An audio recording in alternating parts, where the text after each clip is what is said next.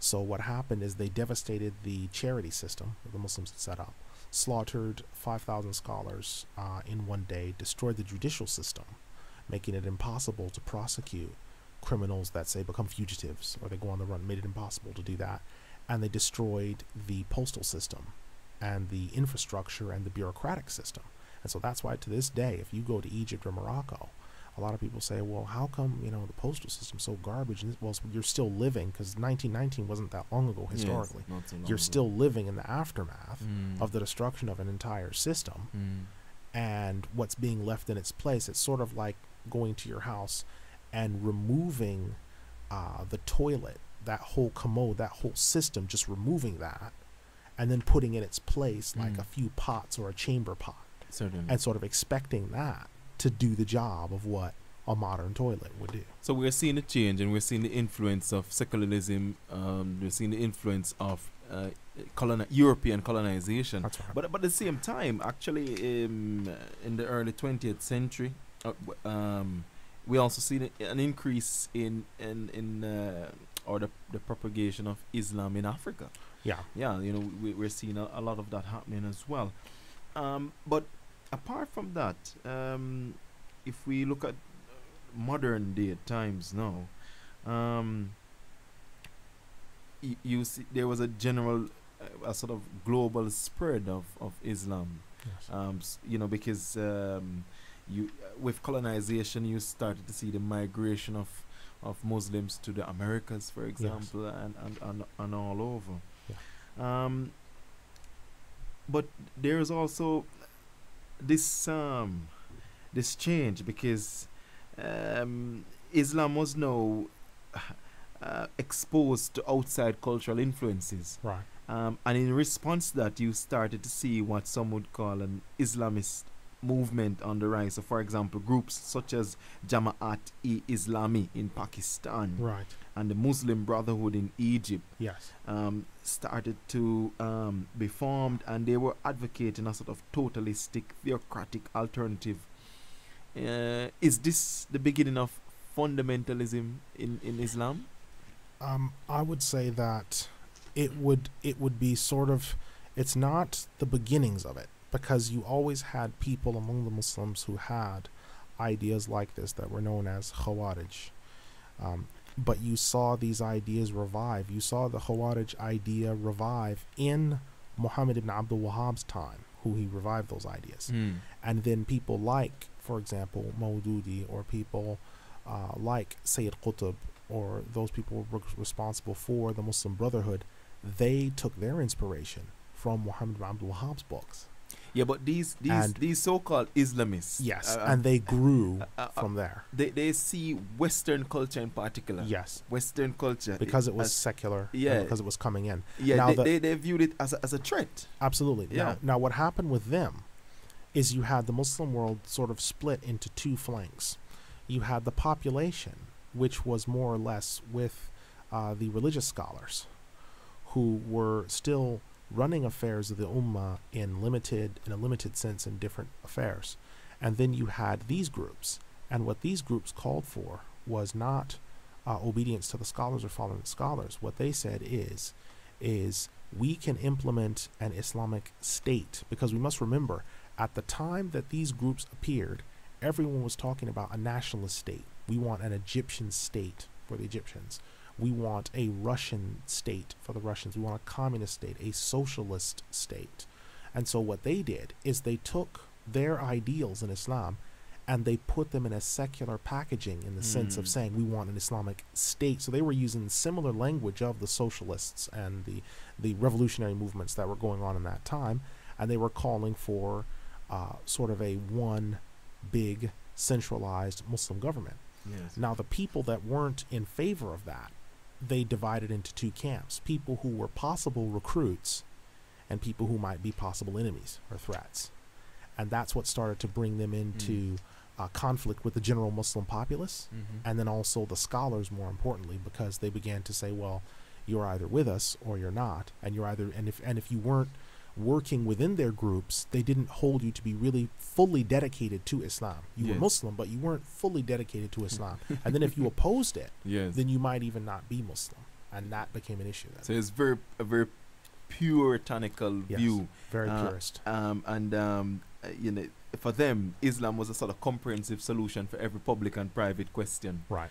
You know, anything. It was they saw Islam as a holistic religion, covered everything: politics, social life, etc. I mean, and then so we then saw the revolution in Iran, Yes. which replaced a secular regime. Yeah. And they created an Islamic State. Yes. We also saw the rise of Osama bin Laden, Al That's Qaeda, in terms of they well, you know, it is the way it's viewed is that they used terrorism to further their goals in terms of you know, combating the threat of Western culture. Now, here's something curious about Mm. that is when Osama bin Laden was in Afghanistan from 1980 to 1989, and there were weapons funneling in. Zbigniew Brzezinski made it very clear that his administration during the Reagan years wanted to give the Soviet Union its Vietnam. They wanted to bloody their nose. And they told the Arab countries, which are still under Western influence, to send their political dissidents and to send a lot of their criminal elements there because they're free labor, they're soldiers, they have nothing to lose, and if they die, there's no cleanup work. And among some of those criminals that were sent, one of them in one of the cells was Ayman al-Zawahiri, who was the spiritual mentor of Osama bin Laden, and was he was the main protagonist in the assassination of Anwar Sadat. And so they took him and all of the people that were co-conspirators and sent them over to Afghanistan in the hope that they wouldn't make it back. The problem is they influenced in Peshawar, the border city of Pakistan, into Afghanistan. They influenced some of the Arab groups coming in there, get into Afghanistan. Not all of them died, and then when the Afghanistan situation ended, they started making their way back to their countries with the new training that they'd learned, the new tactics that they'd learned, the new strength that they learned. And so you start to see from 1990 on, someone's talking in like a parliament building or making a speech, and all of a sudden the first three rows explode from a briefcase. Or someone's driving down the road and they hit a tripwire and the truck blows up and 4 trucks behind them blow up. Things that they didn't have before with the new training that they'd learned. Which they learned from the CIA. Which they learned from the America. CIA. So this new training that they had to go back and destabilize their governments and take over, all of a sudden you see it being carried out with devastating accuracy. Yes. And the Muslims among the general population are just trying to find out, well, what's going on? Yeah. Because they hadn't seen this before. They'd seen it from, say, invading forces, but they hadn't seen people that actually looked like them, lived with them, grew up next door to them, making a tripwire for a truck that went by for the local baker who didn't want to join. And I mean it. They actually dressed up as police officers. Sure. And they killed Muhammad Uthman al-Dhahabi, who was one of the scholars there. They decapitated him. Yeah. No people. The Egyptian people were shocked. We're seeing these acts of terrorism a lot now. Yeah. But that's not the only form of Islam today. I mean, there's liberal Islam, isn't there? There is a movement that attempts to reconcile religious traditions with modern norms of secular governance and human rights. Yes, there are some people that are doing this. The difficulty with them, though, is those that are taking sort of what we're calling a liberal or more secular approach, or what we're calling moderatism. Yes, this moderate. Yeah. In Britain they tend to call them moderates. Ecumenical Islam. Yeah. The difficulty with that is one way or another they wind up denying some of or one of the fundamentals of Islam and the life-changing aspects and the socially life-changing aspects of Islam. They wind up one way or another, whether it's knowingly or unknowingly, denying one of those aspects because of 3 reasons. Number one, they are deathly concerned about the possible backlash of an angry British or American public towards Muslims in general. Yes. And they're concerned, they're scared of that. Number two, they themselves have some doubts perhaps about Islam, whether it's agnostic doubts or atheistic doubts, and so they're sort of living through those doubts.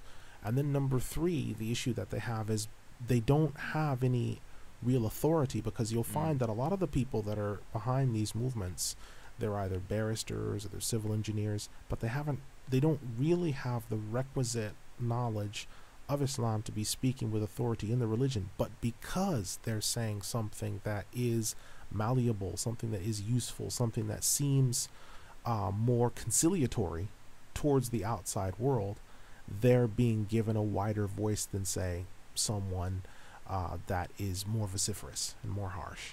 And that is another difficulty that Muslims face, and a difficulty that the wider society faces, because those people don't have the answers to a lot of the issues that wider society are looking for Muslims to answer. When you have moderates or people and you ask them a straight question on these different shows, they will often give you a reply that, well, Islam says this or Islam says that, and they can't answer it. But Abu Ja'far, some people, I mean, the modern day criticism for Islam now is that it's intolerant to criticism.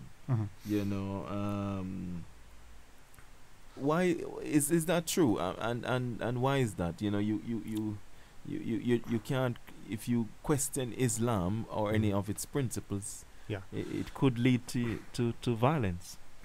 I think whereas Christianity seems to have gotten used to modern times, where criticism is part of being a global religion. But Islam seems not to have. There are a number of issues for why that is. One is Islam is not designed for. Islam is not designed, or Islam is not there to reconcile to the world. Islam is there for your guidance, for you to be guided, for you to know what salvation is and the forgiveness of sins, and how to deal with a world that is in active rebellion against the Lord. If Islam is then taken and made to reconcile with the world, what you will have is something that is wholly not Islam, because everywhere where the prophets appeared, or the scholars that followed the prophets, there were obviously public and social upheavals because of the change that Islam brought. So that's, from one standpoint, if you say that, is Islam intolerant of modern society? Well, to criticism is in particular. If we say, is Islam intolerant to criticism? I would say, if you look at the first dialogues between Muslims and Christians, it had to do with St. John of Damascus and the Muslim scholars in the 8th century. St. John of Damascus was the first one to propose that the Prophet Muhammad ﷺ was a renegade priest. He was not killed. He was not decapitated. He was not attacked with an axe. There have been similar situations of criticism even now. I think the problem that you're dealing with is, again, because we don't have the judicial system to prosecute some of the people that are doing some of the more severe things that they're doing, it creates a situation in which people are saying, well, why can't the Muslims control their people? Because we don't have a judicial system to control those people. We need to have a more unified system and structure to continue to control those people. Muslims, I don't think, are averse to criticism of their religion, because almost all the literature until fairly recently on Islam included a section in most Christian bookstores and other bookstores under Mohammedanism, and that's just what it was called. If you were a Muslim, I remember growing up, I was just called a Mohammedan, and that's how it was, and we just had to deal with it. And Muhammad was spelled 7-8 different times. So the terrorism that we see is just a different. It's not representative of Islam. In general. It's not representative of Islam, and what we do have to do is we do have to understand that these people, we do need more developed systems to deal with people who do take on violence like this, because the actual because some of them are carrying out judicial punishments in which they're actually executing people, and removing their heads and things like this. Judicial punishments and legal punishments are only to be carried out by the representative of the Muslims in terms of the scholars, or those that have been appointed by the scholars, and that is supposed to be done by due process within a court, within a structure. We have our own courts, we have our own structures, we have our own systems. Someone is not in Coventry to remove the steak knife from their drawer and say, well, I've got to come to this conclusion myself. That's not for them to do that. Right, Abu Ja'far. I want to move the conversation on a bit before the show ends. Into just Right. looking at Islam in general. Right. I guess if we start with the five pillars of Islam, that would Yes. be a good starting point.